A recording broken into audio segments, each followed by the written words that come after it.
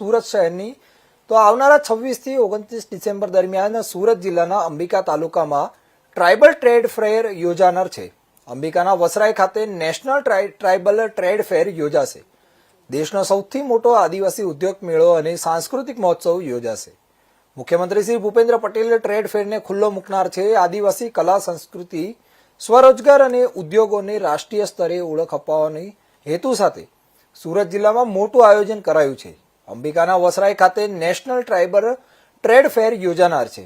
આદિવાસી કારીગરો અને વ્યવસાયિકોને પ્લેટફોર્મ આપીને બજાર સાથે જોડવાના ઉદ્દેશ્ય સાથે છે, જેમાં 90 પરંપરાગત આદિવાસી ખાના ખજાના સ્ટોલ, 1000થી વધુ બિઝનેસ સાહસિકો જોડાનાર છે, તેમાં 10000થી વધુ વ્યવસાયકારો, ધંધાર્થીઓ, બિઝનેસ ઓનરોનું નેટવર્ક બનાવવાનું આ મોટું પ્લેટફોર્મ બનશે।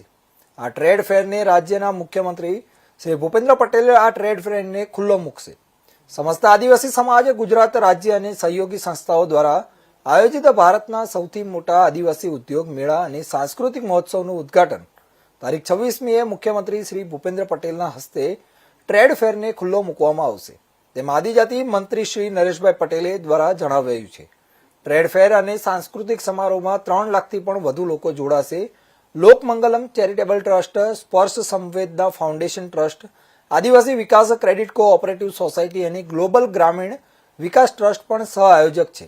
આ ઉદ્યોગ મેળામાં કેન્દ્ર સરકારના 4 કેબિનેટ અને રાજ્યમંત્રીઓ, દેશના 5 રાજ્યોના આદિજાતિ મંત્રીઓ, આદિવાસી સાંસદ, ધારાસભ્યો ઉપસ્થિત રહેશે। એનટીટીએફના મુખ્ય આકર્ષણોમાં 350થી વધુ સ્ટોલમાં પરંપરાગત હસ્તકલાથી લઈને વિશાળ બિઝનેસની ચીજવસ્તુઓનું વેચાણ સહ પ્રદર્શન થશે। મુખ્ય આશય આત્મનિર્ભર ભારત, આત્મનિર્ભર ગુજરાત અને આત્મનિર્ભર આદિવાસી બને તે રહેલો છે। ભારત અને ગુજરાત સરકારના આદિજાતિ વિભાગના સહયોગથી આદિવાસી ઉદ્યોગ મેળો યોજાઈ રહ્યો છે।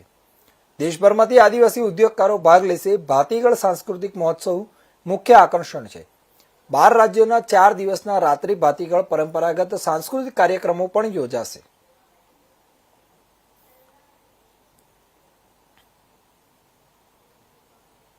રાષ્ટ્રીય આદિવાસી ઉદ્યોગ મેળો સમસ્ત આદિવાસી સમાજ ગુજરાત રાજ્યના માધ્યમથી હું નસીબદાર છું કે મારા મત વિસ્તારની અંદર અંબિકા તાલુકાના વસરાઈ ગામે થઈ રહ્યો છે।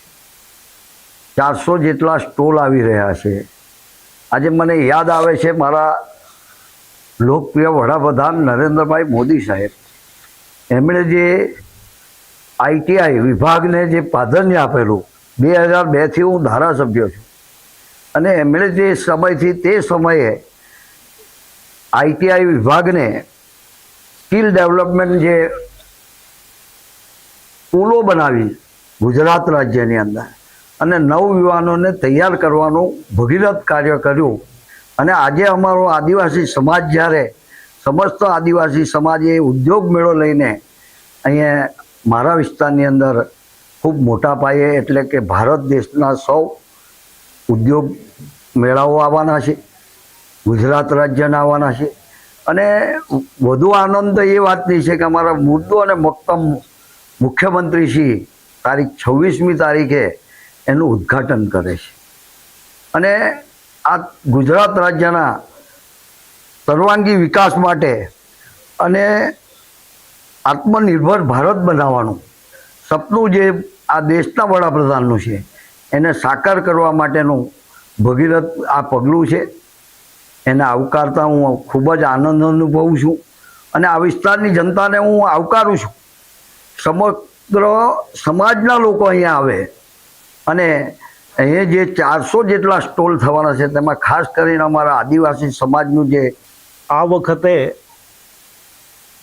ગુજરાતની અંદર અને ખાસ કરીને દક્ષિણ ગુજરાતના સુરત જિલ્લાના મહુવા તાલુકામાં વસરાઈ ખાતે સમગ્ર ભારતના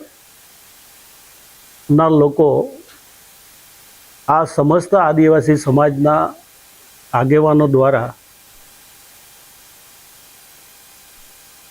આદિવાસી સમાજની સોચ પ્રમાણે નવી પેઢીને પ્રેરણા મળે એવી અપેક્ષાએ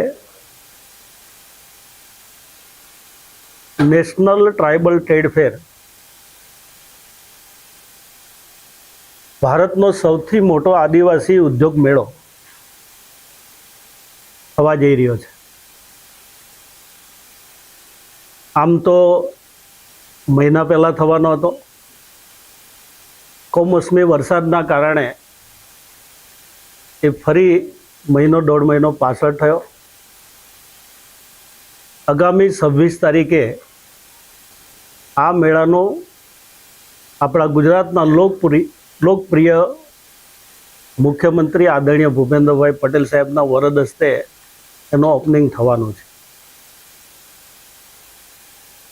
એમાં અમારા જેવા મંત્રીઓ પણ સાથે હશે. સમાજના શ્રેષ્ઠીઓ પણ ઉપસ્થિત હશે અને ખૂબ ભવ્ય રીતે એનું મેળાનું આયોજન થઈ રહ્યું છે. મને કહેતા આનંદ થાય છે 350 જેટલા સ્ટોલ લાગવાના છે અને 350માં 40 જેટલા બીજા રાજ્યમાંથી આવે છે.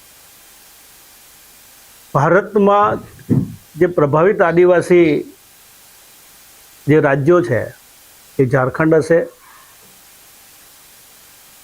આસામ હશે, એવા અન્ય રાજ્યોમાંથી પણ ત્યાંની જે